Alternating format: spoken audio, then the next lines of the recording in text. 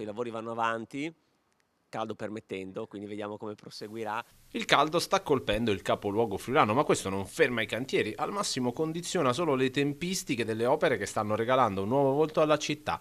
L'assessore Ivano Marchiol ci ha raccontato i punti salienti di intervento. Partiamo da Piazzale Cavedalis che è qui davanti.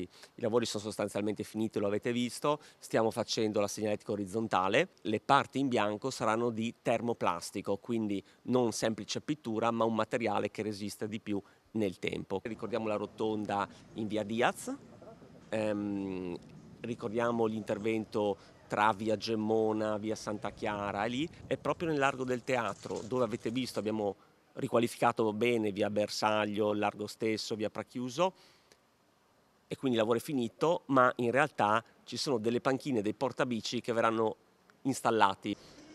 Continuiamo con la famosa via Bernardinis, di cui tanto si è parlato.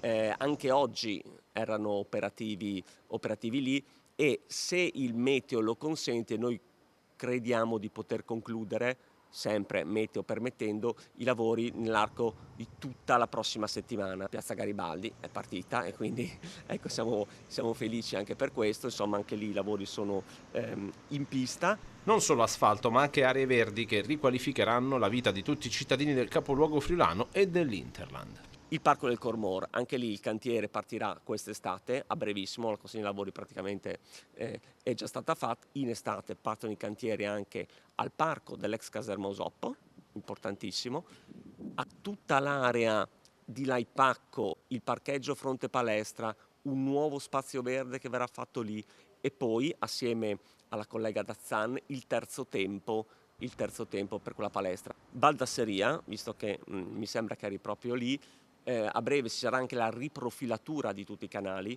qualcosa che abbiamo concertato e discusso anche con il Consiglio di quartiere, un pacchetto di tanti interventi che stiamo facendo in quell'area sul deflusso delle acque, e a seguire altri interventi specifici e importanti. Ultimo ma non ultimo, sempre nel quartiere Aurora, stiamo definendo il momento operativo in cui iniziare dei lavori che sistemeranno le piste ciclabili in via Tonelli e via Divisione Garibaldi Osoppo.